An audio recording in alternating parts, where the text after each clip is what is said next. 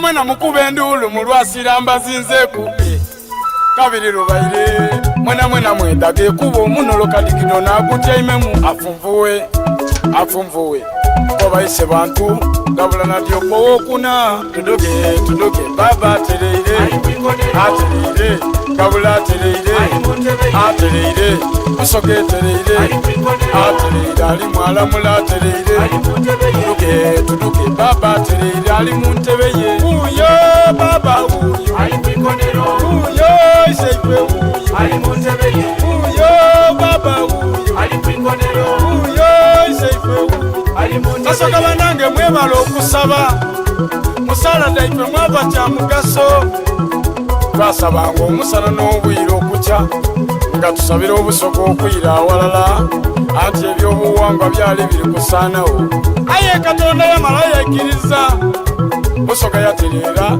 tuli otiise tetwisa kirala twatereera okyabasoga nse tetwisa kirala twayira walala bwe tubona baba nga tumwaniriza ise bantu gabula nadyo peyi kobaini lya mpitito lirya kalanga kalera baana atafumbisa mperere baba lwayanika amatiti gatona oyo ikunganya n'ababise baba ali kutonya amazigani mutonya musayi zowa mutesi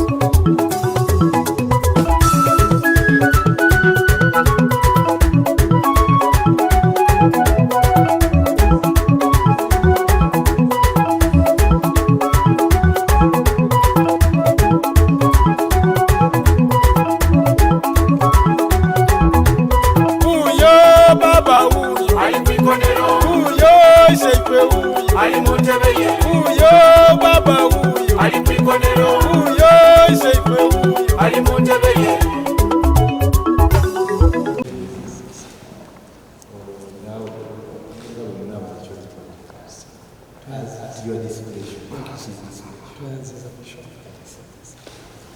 pia asima timbo omulabirizi akulembera abaana babawule n'ababulizi mu Uganda.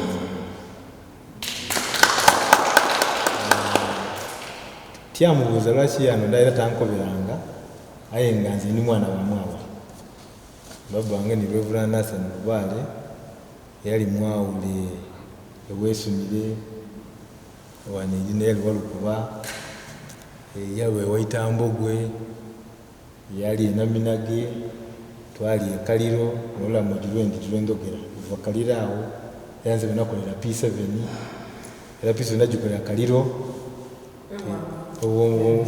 wakati Asman wenva ekaliro mu P7 najja ku St John Bosco Secondary School ebina vila ninje ebutiki nive ninje Makerere so wenve Makerere inasoma n'omukulu oyo minister w'ekyobazinga kubairenge Kyambogo nibe nasomerayo bankuba nti buli musomesa wange lazima kyazitwale mu different departments.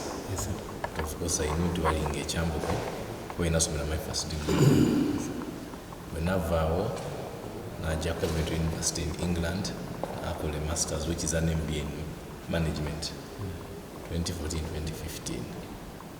Then of course in the same year in Yogi, I graduated with the second master's degree from Yale University in global affairs and diplomacy. Then of course at the same time I'm a doctoral student. Then andigeza kutoka Yemundi. Yes, in my third year, to University of Portsmouth, still in England. So, Mr. Vitali Biawala, informing and officially was a doctor. But of course, nonetheless, then I'm not a professor, late Arnold Wilson at Yope, with the Bunjari minister and government in Oyeneriku in the early 90s. And of course, my mother was a water and environmental engineer from University of Florida, still in America. And still footsteps Dolly, my father in Adin for 35 years. Was Beasumela his first degree, LLB, which is a Bachelor of Laws from University of Greece. Yaji Akoli Masters, George Washington, still in America, Mulo. then yamaliza ku Howard University, still mulo, still in America. So nze n'omusaayi guli nze nangulimu. To cut the long story short, of course, ku Mother Diocese wenabatizibwa to begin with under Bishop Bamonze Abokoi since his tenure of 1972. Of course, I've been an avid Anglican in church, especially so in a lot of roots and fond memories of Bugemu Cathedral Yolukwida. And the other advantage to it, I'm the patron of the Anglican Church in Busoga sub-region. So twabanti wetunawanga tuli together ngo tulijo tambuze emirimu, being that tunatwena tuli in the same more less field, we are in academia, tulidasobola okutuusa Busoga mu buntonje. Twena ngo bwakyebazinga to expecting a lot of teamwork from you. We shall do various projects together. Already didn't ditandise ngabo kwechabazinga initiatives under the theme ya Impango. Abasada Impango, then of course the advantage is a few minutes ago together with your wife in Alice Micro Finance Center under government which we are partnering nayo ate twena tubananije tusubira ndu tunaba tutiniwe since we all score in one goal and serve the same communities twida kusobola okutambuza Busoga buno bulungi. Yes, finally tukuyozayoza obwakyebazinga kwidala lyotuuseeko era nga tukusubira mu bibala bingi nga tukwendeza olugendo lulungi era nga we shall support you. So tusaba Kibumba kwongera enkabi, kwongera obulamu ng'omuntu ne famire yo era n'olugendo olulungi.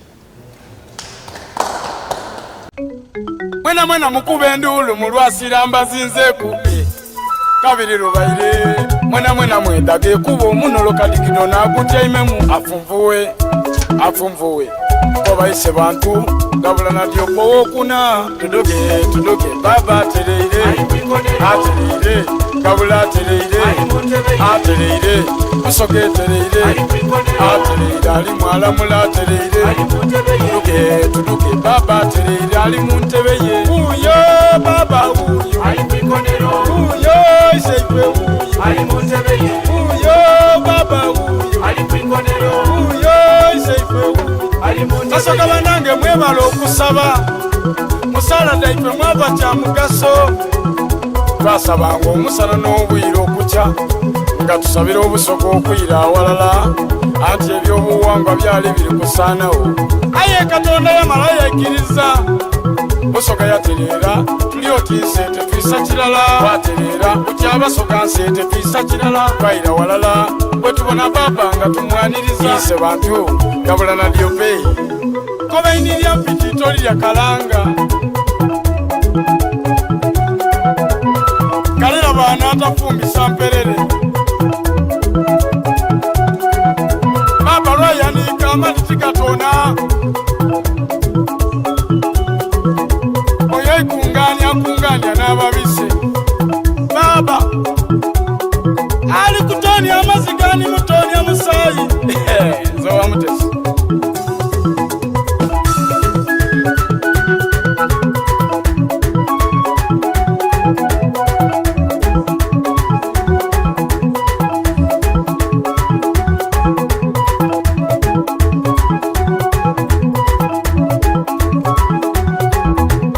uyo iseife uyo